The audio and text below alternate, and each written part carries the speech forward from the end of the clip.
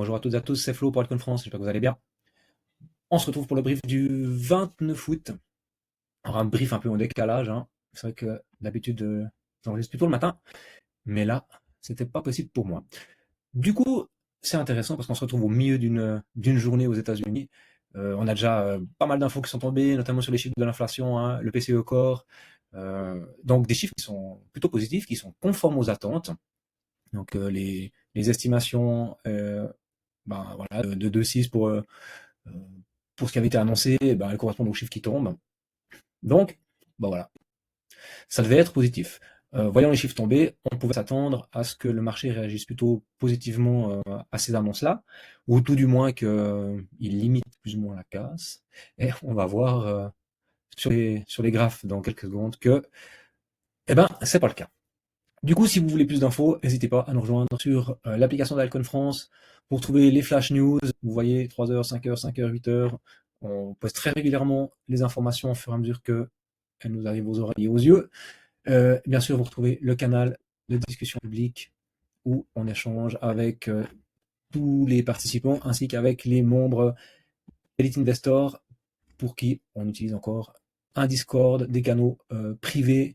Comme ça, on traite ensemble vos portefeuilles, on regarde un petit peu vos positions et vous avez un conseil un peu plus personnalisé. Donc, pour nous rejoindre, vous n'hésitez pas, vous pouvez prendre un appel de coaching, c'est gratuit et on fait un point ensemble. Et si ça vous botte, si vous avez envie de vous investir avec nous, eh bien, vous serez les bienvenus pour la suite de ce bull run. Bitcoin. Je suis en daily. On continue exactement ce qu'on avait abordé toute cette semaine. Donc, cette rideau, ce mouvement baissier qui continue, cette correction, on se rapproche de cette zone de rechargement. Et comme je vous disais avant, malgré des chiffres de l'économie et de l'inflation qui sont plutôt positifs aux États-Unis, eh bien, on continue notre descente. Jusqu'où on va aller? Eh bien, on verra. Cette correction, elle peut durer encore 3 jours, encore 2 semaines, encore un mois, on ne sait pas. Tout ce qu'on peut estimer, c'est que là, on commence à arriver dans des zones de rechargement d'achat qui sont intéressantes. Donc, si des instits ont envie de recharger sur Bitcoin, c'est dans ces endroits-là qu'ils vont le faire. Ils vont pas prendre de position de, au milieu de nulle part, en fait, en dessous du premier arrêt de Fibo, on a cassé une structure, on n'est pas encore sur un bas, donc du coup, c'est pas du tout intéressant pour eux. On peut identifier en daily que là, sur cette zone des 104, 103K, on a ici un gap à venir combler. Et en même temps, on dit souvent que les V, que ce soit les bottom ou les top, sont appelés à être retestés. Et si je prends ma charte en daily, qu'est-ce que j'ai ici? J'ai un énorme V. Donc, on voudrait, dans la logique, avoir la construction de cette jambe avant d'avoir un W. Pour ceux qui sont héliotistes, donc les vagues d'Elliott, on connaît hein, la déclinaison des vagues d'Elliott en 5 branches, ce genre de choses-là. Je ne maîtrise pas parfaitement, du coup je ne vais pas m'aventurer là-dedans. Mais typiquement, c'est ce genre de construction-là où on s'attend à ce que le prix revienne dans des zones parce que statistiquement, certaines figures se construisent de cette manière-là. Alors bien sûr, ça reste de la probabilité des statistiques, c'est jamais une science exacte. Mais voilà, dans la théorie, on dit un V-bottom est appelé à être retesté. En plus, il y a une mèche ici hein, entre les 101 et les 98K. Le marché, il n'aime pas les mèches. Il n'aime pas les mèches. C'est-à-dire que c'est des mouvements rapides. Il y a eu des entrées très rapides. Donc, quand on est descendu ici jusqu'à 98K le 22 juin, il y a eu de l'achat pour que ça repousse le prix. On est tout de suite reparti à la hausse. Voilà. Il y a des chances. Il y a un monde dans lequel on va venir construire avec des rebonds et venir rechercher ces zones-là avant de pouvoir reprendre de la force. En tout cas, pour le moment, on est plus dans une dynamique qui va dans ce sens que dans un rebond immédiat et puis un 130K dans 3 jours. Ça, voilà. Et moi, c'est ce que je vois. Après, on en parlait aussi déjà un petit peu ces derniers jours. On voit que ça compresse. Il y a une espèce de trim de compression qui se crée là sur le MACD. Donc, les volumes, l'amplitude tendraient plutôt à se calmer un petit peu. Et sur l'OBV, eh bien, on a gentiment une petite divergence haussière qui se crée. Gentiment. On voit qu'on avait déjà fait ça entre le 19 et le 21, mais finalement, elle s'est fait break Manu Militari, donc ça ne veut pas dire qu'on est sorti de l'auberge. Moi, je regarde toujours ce tunnel daily ici en violet. Dans les phases de correction, ça fait support. Ça, on peut l'observer partout. Hein, c'est venu en juillet 2024, on est venu faire support dessus, on est venu s'appuyer complètement la même traversée aussi en avril 25. Donc dans les phases de correction, c'est quelque chose de tout à fait normal. Maintenant, bah ouais, c'est clair, c'est pas agréable. On a connu plusieurs semaines de hausse. Nos portefeuilles avaient repris un peu des couleurs. Et si on vient rechercher ces zones-là, il y a de fortes chances que nos altes, elles morflent un bout. Donc, ça va pas être agréable. Mais maintenant, comme souvent, la meilleure chose à faire si vous êtes investisseur sur du long terme, c'est de mettre ses mains sous les fesses et ne rien faire, et de laisser passer l'orage. Donc voilà, Bitcoin, ça continue. Je vais juste aller voir dans des time frames un peu plus petites. Ouais, on voit que ça comprime toujours. Les volumes sont pas dingues. Sur les ETF, je voulais juste voir ça avec vous. Bon, pour le moment, c'est des entrées, mais c'est pas des volumes dingues. Hein. 178 millions, 81, 88. C'est pas dingue. Hein. On a connu bien pur, mais au moins, on n'est plus dans une phase d'outflow. C'est déjà pas mal. Enfin, on va prendre le positif là où il est. Ether. L'ami Ether. Je vais un peu chasser tous ces trucs-là. Je vais voir un truc. Si je reviens en daily. Tac. Ether. Ether est quand même plus fort que Bitcoin. Bon, bien que là, on soit quand même venu break. On est quand même venu break. Hein. C'était important de tenir cette zone-là. Il faut voir la clôture de la bougie. Alors, on a du break les 4375. Il y a un monde dans lequel j'aurais bien voulu que ça tienne.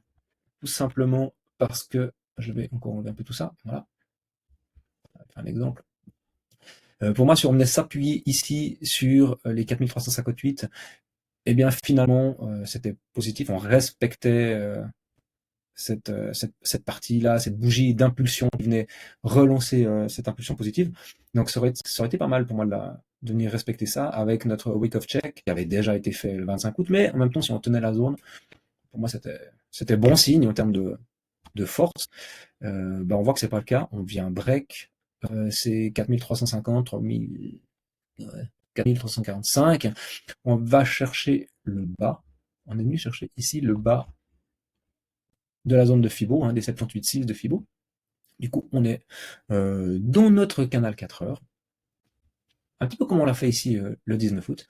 Alors, pour moi, rien de très grave. La vraie zone à tenir, c'est ça. Hein. Ce sera ces 4070. Pour moi, c'est vraiment ça, la zone à tenir. Sinon, ce sera un peu plus complexe. Mais pour le moment, on corrige, ok, rien de très grave. Une fois de plus, toujours, hein, je vous le répète, mais dézoomez votre charte. Passez en 3 jours, passez en weekly c'est très fort.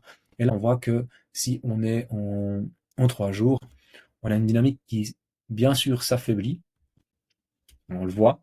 On n'a plus ces extractions comme ça de la partie de range avec un retest et une extraction, ça devient clairement plus faible. Mais pour le moment, on est encore dans un sommet plus haut avec un creux chaque fois plus haut. Ce qu'on veut vraiment pas maintenant, c'est que on passe dessous. Donc que le prix fasse un rebond et qu'on vienne casser cette zone-là. Là, clairement, on aurait un beau M-top en 3 jours, ce qui annoncerait soit au mieux un retest des 38 de Fibo autour des 3872, et il faudrait que ça tienne. Sinon, après, c'est zones de rechargement. Les zones de rechargement, ça nous renvoie à un wagon plus bas. Hein. On se retrouve entre les 3200 et les 2725. C'est pas fameux, on va pas se mentir, c'est pas extraordinaire. En même temps, c'est assez intéressant quand même de constater que au sortir de l'été, on a souvent eu ces premières phases en juin, ces grosses corrections de presque 30% avant d'attaquer vraiment la dernière phase, vraiment la dernière expansion. On arrive là, mois d'août, fin août, boum, on corrige pour septembre, mois plutôt bearish, et après on va chercher la dernière montée pour novembre. C'était un peu ça qu'on a vu jusqu'à maintenant sur les cyclicités. Est-ce que ce sera la même chose? Est-ce que les ETF vont changer un peu la donne? Est-ce que l'arrivée vraiment d'Instit va modifier tout ça? On sait pas trop. Donc voilà. Rien de vraiment nouveau, c'est pas hyper boule, mais on n'est encore pas dans les zones dramatiques. Euh, on patiente et on observe ce qui se passe. Pour les gens qui sont euh, plus oups, là, dans, du, dans du trading à court terme, j'ai envie de dire, eh bien, les positions à jouer, eh bien, ça va être les rebonds. Et donc on a fait ça, hein, tac, tac. Donc on va pouvoir jouer un rebond avant possiblement d'aller chercher plus bas. C'est pas des pays que je joue moi parce que c'est prendre des positions à contre-tendance. On est dans un mouvement en 4 heures qui est bearish. Donc là, c'est quand même se mettre un petit peu dans le dur. C'est prendre des risques. Euh, mais c'est des plays qui se jouent, hein, c'est clair. Donc voilà. Moi, je patiente. Prochain niveau que je surveille, eh ben, ça va être tous ces stops-là. Qui sont. On va le faire en quelle couleur? Comme ça, en jaune, là. Donc 4200. Ensuite, prochaine poche de liquidité à venir chercher si le marché il a décidé d'aller plus bas. 4100. Et puis bien sûr, 4066. C'est les grosses zones. Et puis sinon, après, ça nous renvoie vraiment, comme je montrais avant, sur les zones de rechargement qui sont bien plus basses. Et puis d'abord le premier arrêt de fil. Pas grand-chose de très bullish pour le moment. Donc on surveille tout ça. J'en parlais ces derniers jours après l'annonce de Trump et de sa compagnie Trump Media, je ne sais plus trop comment ça s'appelle, hein, qui a fait grand bruit sur Crow, leur investissement, il y a eu ce gros pump. On en discutait sur le canal, sur notre application. Et puis, clairement, on disait attention, des pumps comme ça, est-ce que ça casse ces dynamiques de gros pumps et puis après de grosses corrections? Ben non. Bah là, peut-être que pas. C'était le moment de prendre des profits quand on était dans la phase haussière. Là, on voit que ça corrige. Si le marché Ether et tout ça continue de corriger, bah, je parie sérieusement à ce qu'on revienne, en tout cas, tester là, ces zones-là, euh, les 0,18, sans doute. Il y a tellement de trucs qui ont été laissés vides qu'il faut venir bosser ça, quoi. Je pense qu'il n'y aura pas trop d'autres possibilités. Ça prend du temps sans doute, hein, on va pas y aller en 2 jours. Mais tant que le marché, tant que Ether et Bitcoin sont en phase de correction, il y a pas tellement de raisons. Là, l'euphorie sur quoi elle est passée, donc après, ça va continuer de corriger. Est-ce qu'à long terme, ça prédit quelque chose de mal ou autre? Non, au contraire, on sait que cet investissement, il va se faire. On ne sait pas à combien ils achètent du CRO, hein. Sans doute, ils l'achètent pas au même prix que nous. Ça se fait en OTC. Donc, sans doute qu'ils ont des prix bien plus bas. Mais ça reste un déversement d'argent qui est intéressant. Voilà, c'est un peu tout pour aujourd'hui. Moi, je vais continuer à analyser quelques altcoins pour les membres de Lease Investor. Donc, n'hésitez pas à prendre votre appel de coaching et à nous rejoindre. On se retrouve du coup lundi prochain pour un nouveau brief. D'ici là, je vous souhaite un excellent week-end. À bientôt. Ciao, ciao.